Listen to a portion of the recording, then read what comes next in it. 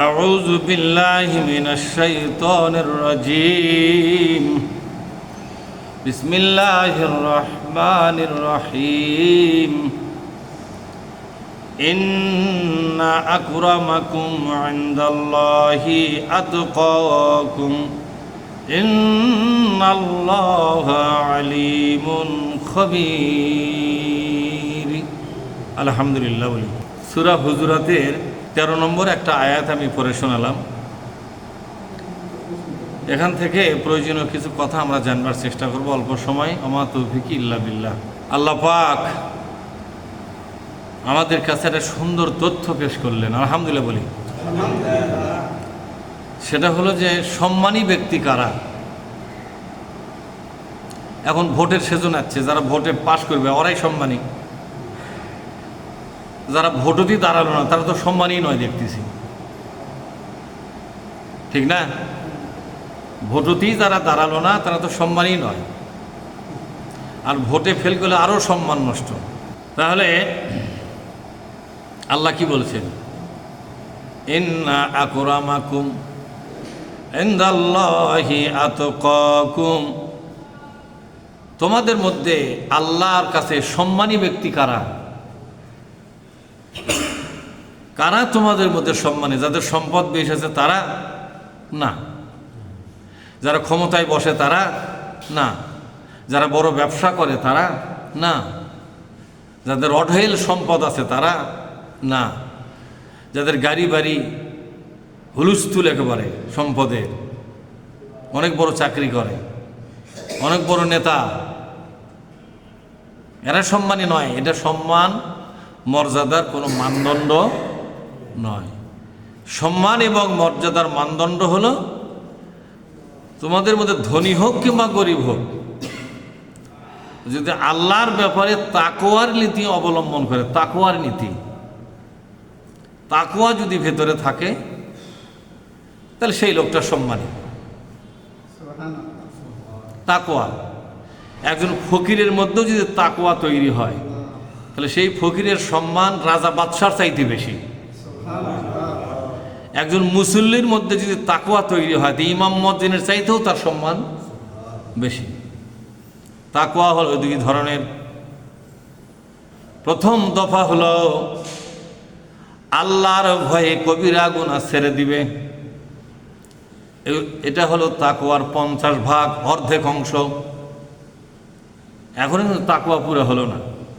কবিরা গুনাহ মানে যেই গুনাহ করলে আল্লাহ পাক তাকে কাফের বলবে, যেই অপরাধ করলে আল্লাহ পাক তাকে মুনাফিক বলবে, যে অপরাধ করলে আল্লাহ পাক তাকে জালেম বলবে, যে অপরাধ করলে আল্লাহ পাক তার ঈমানটাকে নষ্ট করে দিবে, যে অপরাধ করলে আল্লাহ পাক তার আমলনামা বাতিল করে দিবে, যে অপরাধ করলে কবরে আযাবের কথা বলা হলো, যে অপরাধ করলে জাহান্নামের আযাবের কথা বলা হলো, যে অপরাধ করলে পরকালের ময়দানে শাস্তির কথা বলা হলো, এই অপরাধগুলোকে বলা হয় কবিরা গুনাহ। কি বলা হয়?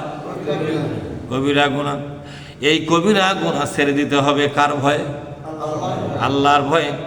এমন কোন অপরাধ করা যাবে না যে অপরাধ করলে ঈমানটা শীষ হয়ে যায়। ঈমানটা কি হয়?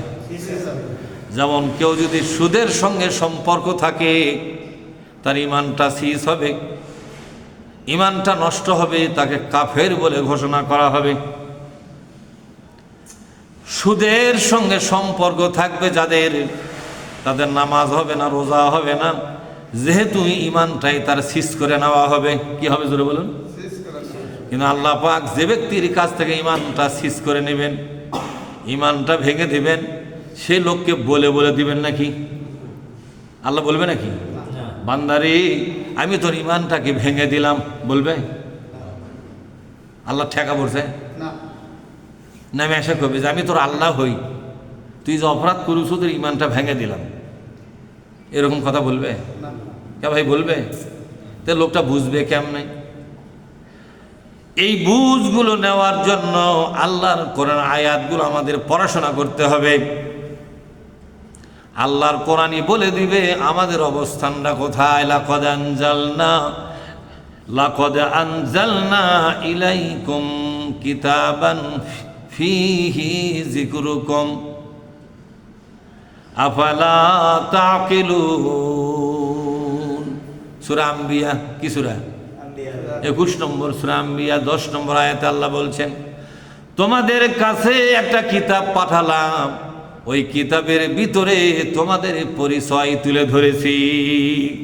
তোমরা এখন কাফের না মুসলমান, তোমরা এখন মুনাফিক না মুসলমান, তোমরা এখন জালেম না মুসলমান, তোমরা এখন ফাসেক না মুসলমান, তোমাদের ঈমানটা আছে না গেছে, সব আলোচনা কোথায় পাওয়া যাবে?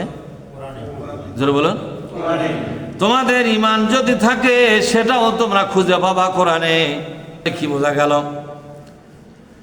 আল্লাহ পাক বলছেন, লাকাদ আনজালনা ইলাইকুম কিতাবান ফিহি যিকরুকুম আফালা তাকিলুন। কোন আল্লাহু আকবার। সবাই জোরে বলুন আল্লাহু আকবার। ভয় লাগতেছে? আল্লাহু আকবার বললে ভয় কি? যাই ভয় দেখাবি তাকে আমরা ভয় দেখাবো, ঠিক না? এখন পিঠে পিঠে গুটু হবে, ভয় দেখালে আর দৌড়াচ্ছি না, উল্টো ভয় আমরাও দেখাবো। আল্লাহ পাক বলছেন, বান্দারে অবশ্যই অবশ্যই, লাকাত মানে লা মানে অবশ্যই, এখানে খালি লাম জবল্লা, লাম আলিফ জবল্লা সেটা হলে হলো না, আর খালি লাম জবল্লা মানে অবশ্যই, কদ মানে অবশ্যই, তাহলে কয়বার অবশ্যই হলো? লাকাদ অবশ্যই অবশ্যই, আনজালনা আমি আল্লাহ নিজেই নাজিল করলাম, ইলাইকুম তোমাদের কাছে।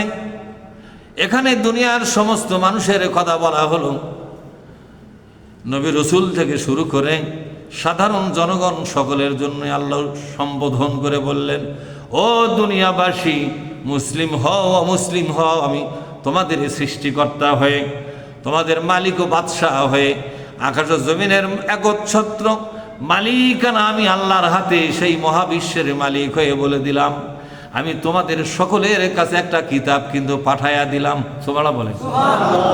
তোমরা হিন্দু হও, বৌদ্ধ হও, খ্রিস্টান হও, ইহুদি হও, মুসলমান হও, যেই হও না কেন, আমি আমার পক্ষ থেকে একটা কিতাব আমি তোমাদের কাছে পাঠাইয়া দিলাম। এই কিতাবটা পড়াশোনা করে দেখতে পারো, এই কিতাবের মধ্যে তোমাদের আত্মপরিচয় আমি তুলে ধরেছি। আমি আল্লাহর কাছে তোমরা মুসলমান, আমি আল্লাহর কাছে তোমরা বেঈমান, আমি আল্লাহর কাছে তোমরা বেঈমান না মুসলমান, আমি আল্লাহর কাছে তোমরা মুসলমান না কাফের, আমি আল্লাহর কাছে তুমি মুনাফিক কিনা, জালেম কিনা, ফাসিক কিনা, এটা জানার জন্যই আমি কিতাবটা পাঠালাম। এই কিতাবের মধ্যে তোমরা তোমাদের পরিচয় খুঁজে পাবে। আফালা বলেন, আফালা জোরে বলেন, আফালা তাকিলুন। আল্লাহ পাক বলছেন, এরপরও কি তোমরা এটাকে বিবেকে স্থান দেবে না? তোমাদের আকল কি হবে না, নাকি ব্যাককেল হয়েই থাকবে?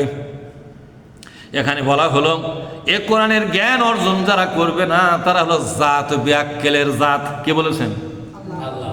যারা কোরআনের জ্ঞান অর্জন করবে তারা আকলওয়ালা, আর যারা কোরআনের জ্ঞান অর্জন করবে না তারা আকলওয়ালা নয়, তারা কিওয়ালা?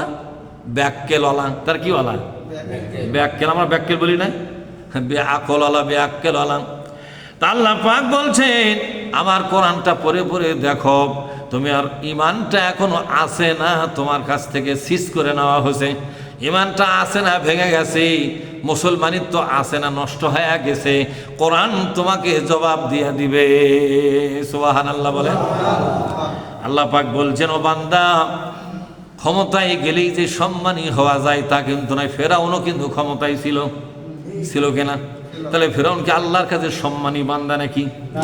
আবু জেহেলও ক্ষমতায় ছিল, নমরুদও ক্ষমতায় ছিল, আমাদের কুখ্যাত প্রধানমন্ত্রী লেডি ফেরাউন শেখ হাসিনাও কিন্তু ক্ষমতায় ছিল।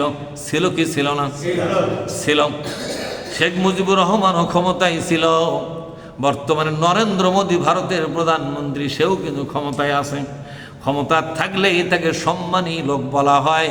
কোরআন কথা বলে নাই, বরং কোরআন বলেছে ক্ষমতা থাক আর না থাক, সম্পদ থাক আর না থাক, ব্যবসা বাণিজ্য অর্থ বৈভব থাকুক বা না থাকুক, আল্লাহর কাছে সেই বান্দাই সম্মান আর মর্যাদার অধিকারী যেই বান্দা আল্লাহর ভয়ে কবিরা গুনাহ ছেড়ে দিতে পেরেছে। এটা হলো তাকওয়া অর্জনের কেবল অর্ধেক অংশ, 50%। আর 50% কি তাহলে বলা লাগবে না?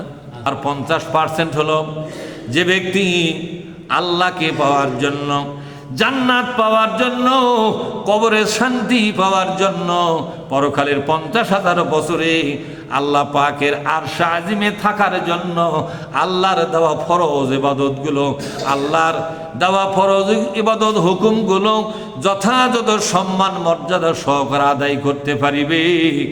আল্লাহ পাক বলছেন এইবার পুরাপুরি তাকওয়া অর্জন হয়ে গেল। যেই ব্যক্তি একদিকে জান্নাত পাওয়ার জন্য, কবরে শান্তি পাওয়ার জন্য, পরকালে সম্মান মর্যাদা পাওয়ার জন্য, আর একটা হলো আল্লাহর কাছে সহজ হিসাব পাওয়ার জন্য, যে ব্যক্তি আল্লাহর হুকুম মেনে চলে, বিশ্ব নবীর হুকুম মেনে চলে, আল্লাহর গোলাম হয়ে জীবনযাপন করে, বিশ্ব নবীর উম্মত হিসেবে তার হুকুম মেনে মেনে জীবনযাপন করবে যারা, এই লোকগুলা তাকওয়ার অর্ধেক অংশ পূরণ করলো। তাহলে কি বোঝা গেল? জাহান্নামে যাওয়ার অপরাধ এগুলো তাক বর্জন করা লাগবে, ঠিক না? কবরের আযাব হবে যে অপরাধের জন্য, এগুলো অপরাধগুলো ছাড়তে হবে কি হবে না? এগুলো কি দুনিয়ার মানুষের ভয়ে না আল্লাহর ভয়ে? আল্লাহর ভয়। এরপরে জান্নাতে যাওয়া লাগবে, কবরে শান্তি পাওয়া লাগবে, পরকালে আল্লাহ পাকের আরশ আজিমের মধ্যে জায়গা পাওয়া লাগবে।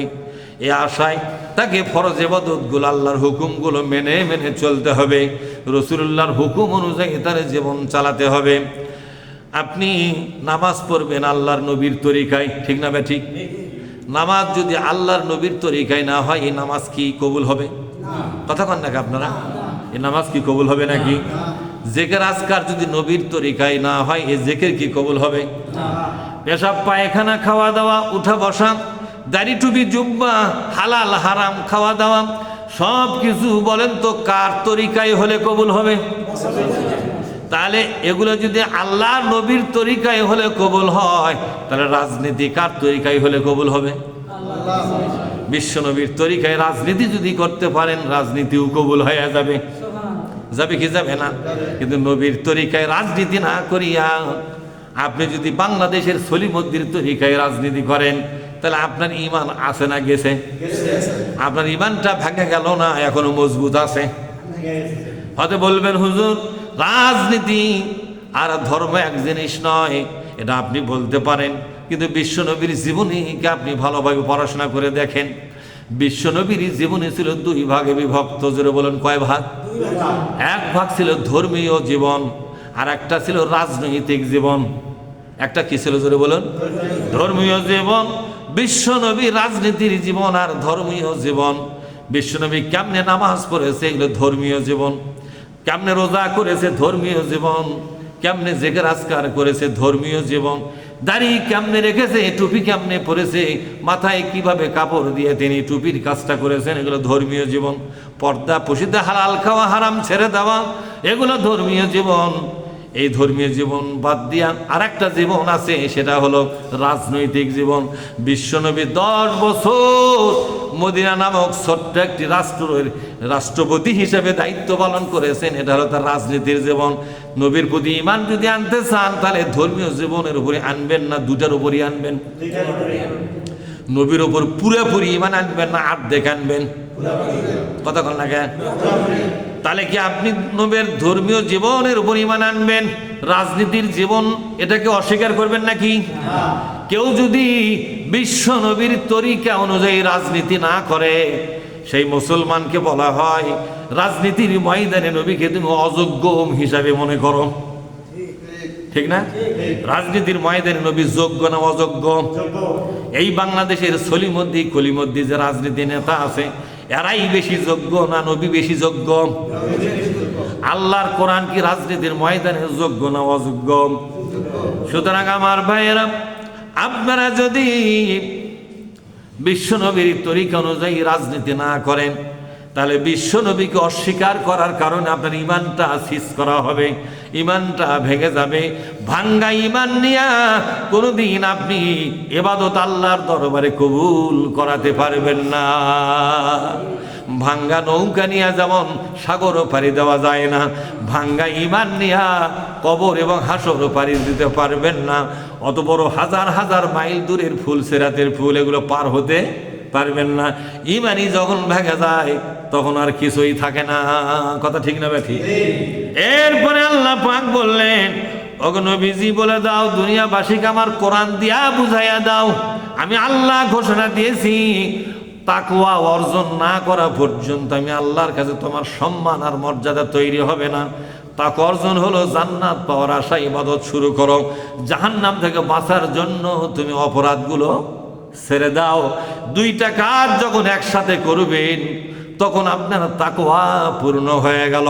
যেই না তাকওয়া পূর্ণ হলো, সাথে সাথে আল্লাহ পাক আপনাকে সম্মানী বান্দা বলে ঘোষণা দিলেন। ভাইরা আমার, এবার আল্লাহ তাআলা বলছেন, ইন্নাল্লাহা আলিমুন খবীর। সূরা হুজরাতের 13 নম্বর আয়াতের শেষ অংশ এটা। অবশ্যই আল্লাহ রাব্বুল আলামিন আলিম মানে জানেন, আলিম মানে কি? জানেন। খবীর মানে তিনি খবর রাখেন। তোমরা যা কিছু করো রে বান্দা, তার খবর আল্লাহর জানার মধ্যেই কিন্তু আছে না নাই? জোরে কোন। তোমরা যা কিছু করো সেটা আল্লাহ তার খবর নিয়মিত রাখতেছেন। আল্লাহর জানার বাইরে তোমরা কিছুই করতে পারবে না।